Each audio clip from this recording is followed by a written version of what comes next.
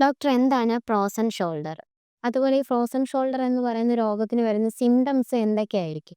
Frozen shoulder എന്ന് പറയുമ്പോൾ നമുക്ക് നമ്മുടെ ഷോൾഡറിൽ അതിപ്പോൾ റൈറ്റ് ആവാം ലെഫ്റ്റ് ആവാം ഏത് ഷോൾഡറിനായിരുന്നാലും പെട്ടെന്ന് നമുക്കൊരു പെയിൻ ഉണ്ടാവും.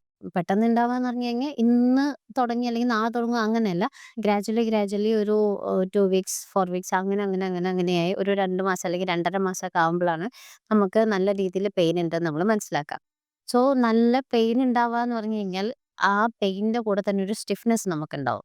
സ്റ്റിഫ്നെസ് ഉണ്ടാവുമ്പോൾ നമുക്ക് യൂഷ്വൽ മൂവ്മെന്റ്സ് ഒക്കെ ബുദ്ധിമുട്ടാവും. ഇപ്പൊ ഡ്രൈവ് ചെയ്യുന്നവർക്ക് അത് ടു വീലർ ആയാലും ഫോർ വീലർ ആയിരുന്നാലും ഡ്രൈവ് ചെയ്യുന്നവർക്ക് അത് പെട്ടെന്ന് മനസ്സിലാവും. അതിപ്പോൾ റൈറ്റിൽ വന്നാലും ലെഫ്റ്റിൽ വന്നാലും മോസ്റ്റ്ലി നമ്മൾ കൂടുതൽ യൂസ് ചെയ്ത് വരുന്നത് റൈറ്റ് സൈഡ് ആയതുകൊണ്ട് റൈറ്റ് ഷോൾഡറിലാണ് കൂടുതൽ കണ്ടുവരുന്നത്. അപ്പോൾ പെയിൻ ഉണ്ടായി കഴിഞ്ഞാൽ പിന്നെ അത് സ്റ്റിഫ്നെസ്സിലേക്ക് പോയി കഴിഞ്ഞാൽ ടോട്ടലി എന്താണോ ഈ പേർഡ് കൊണ്ട് ഉദ്ദേശിക്കുന്നത് ഫ്രോസൺ ഷോൾഡർ എന്നുകൊണ്ട് ഉദ്ദേശിക്കുന്നത് അതുപോലെ തന്നെ സംഭവം ഫ്രീസ് ആയി പോവാ. മീൻസ് നമുക്ക് ടോട്ടലി നമ്മുടെ മൂവ്മെന്റ് റെസ്ട്രിക്റ്റഡ് ആവും. റൊട്ടേഷൻ ഓഫ് മൂവ്മെന്റ്സ് ഒന്നും നടക്കില്ല.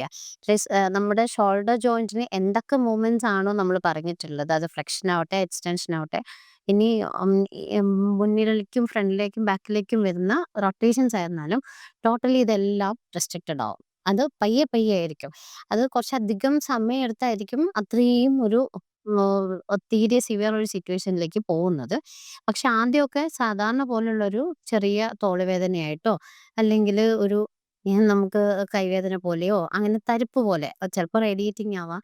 ചിലപ്പോൾ ആ ഒരു പോയിന്റഡ് ആയിട്ട് ഷോൾഡറിൽ മാത്രമായിട്ടുള്ള പെയിൻ ആവാം. അല്ലെങ്കില് മൊത്തത്തിൽ നമുക്കിങ്ങനെ ഇറുക്കി കെട്ടി വെച്ചിരിക്കുന്ന പോലൊരു ബുദ്ധിമുട്ടായിരിക്കും ഉണ്ടാവുക. അതാണ് നമുക്ക് പൊതുവെ കണ്ടുവരുന്ന സിംപ്റ്റംസ് അങ്ങനെയൊക്കെയാണ്. പെയിൻ ആൻഡ് സ്റ്റിഫ്നെസ് ഇത് രണ്ടാണ് മെയിൻ സിംപ്റ്റംസ് ആയിട്ട് ഇതിൽ വരുന്നത്. ഇനി ഇത് സംഭവിക്കുന്നതെന്ന് പറഞ്ഞു കഴിഞ്ഞാൽ നമ്മുടെ ഷോൾഡർ ജോയിന്റ് ഒരു ക്യാപ്സ്യൂളിനുള്ളിലാണ് ഇരിക്കുന്നത്. അപ്പോൾ ആ ക്യാപ്സ്യൂളില് ഇൻഫ്ലമേഷൻ ഉണ്ടാവുക. മീൻസ് അതിനുള്ളിലുള്ള സ്ട്രക്ചേഴ്സിലും പുറമെ വരുന്ന ഈ ക്യാപ്സ്യൂളിലും പെട്ടെന്ന് അതിന്റെ ലേയേഴ്സ് ഒക്കെ തിക്കൻഡ് മീൻസ് ടൈറ്റ് ആവും. ആദ്യം കട്ടിയാവും അതിനുശേഷം നല്ല ടൈറ്റ് ആവും. ടൈറ്റ് ആയതിനു ശേഷമാണ് ഇത് സ്റ്റിഫ് ആവുക. അപ്പൊ അങ്ങനെ സ്റ്റിഫ് ആയി കഴിഞ്ഞു കഴിഞ്ഞാൽ ഇത് ഫ്രോസൺ ഷോൾഡറിലേക്ക് പോകും. അതാണ് ഫ്രോസൺ ഷോൾഡർ എന്നുകൊണ്ട് ഉദ്ദേശിക്കുന്നത്. അപ്പൊ പെയിനും സ്റ്റിഫ്നെസ് ആണ് ഇതിന്റെ മെയിൻ ഫീച്ചേഴ്സ് ആയിട്ട് പറയുന്നത്.